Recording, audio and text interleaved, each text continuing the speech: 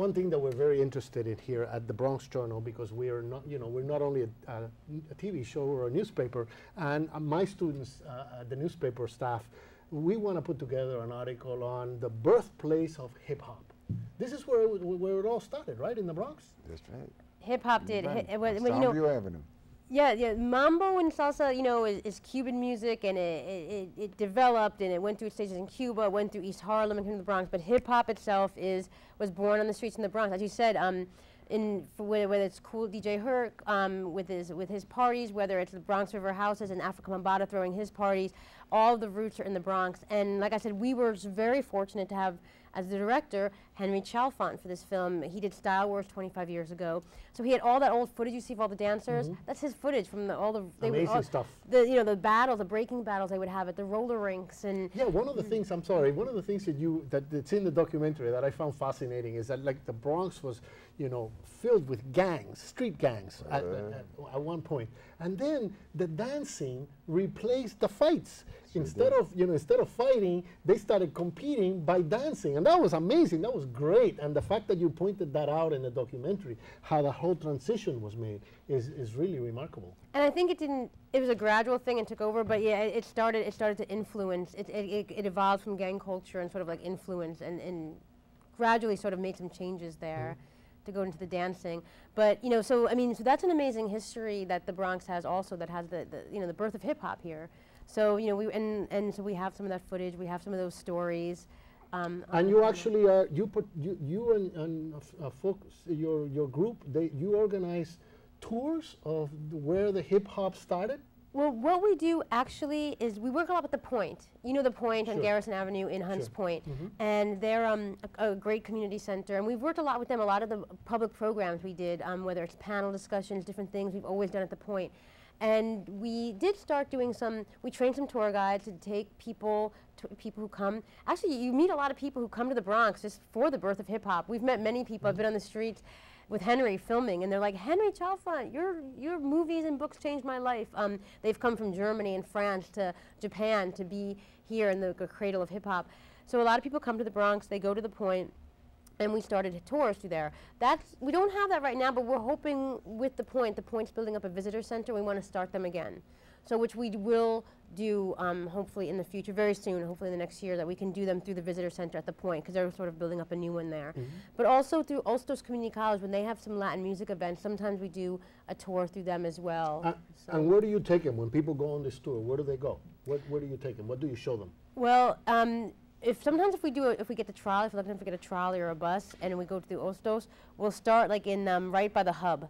149th Street in the 149th Street in the hub on 3rd Avenue, and you go to the Old Caravana Club. Old Caravana, Benny, you probably played there, right? It's a very famous club on 149th Street. It used to be an Irish theater, and then when the Irish moved out of the neighborhood, it became a Latin dance hall.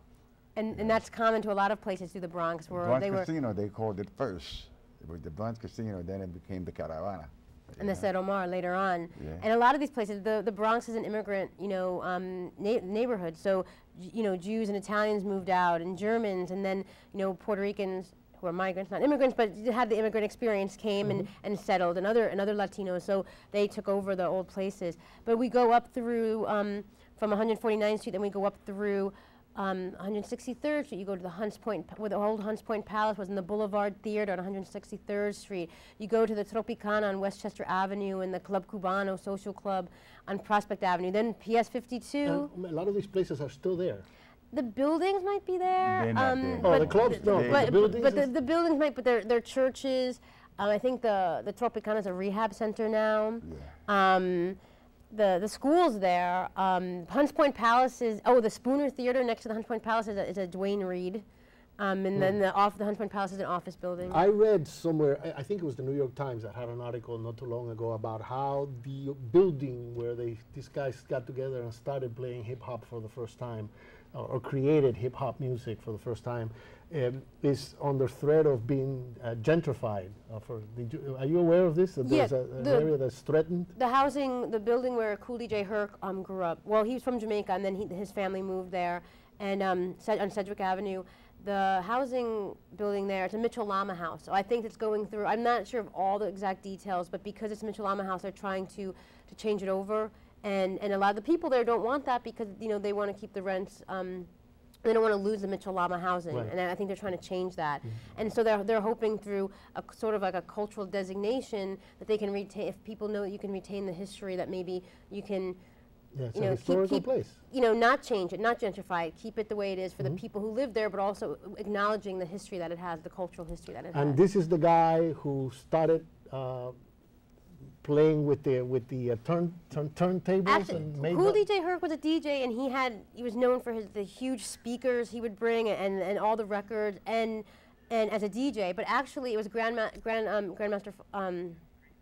Theodore Wizard, I think, who did the scratching. Right. So, or was it Flash? I'm sorry, Grandmaster Flash.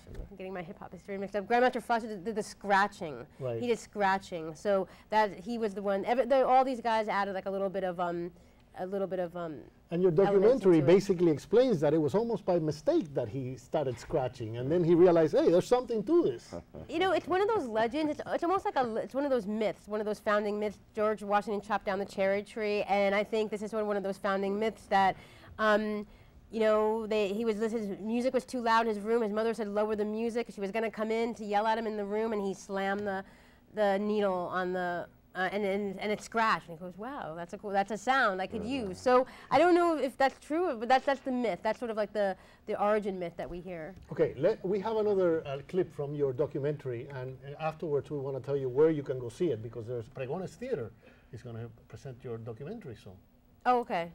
You know, we're going to tell you about that when we come back, but let's watch this another clip of the documentary.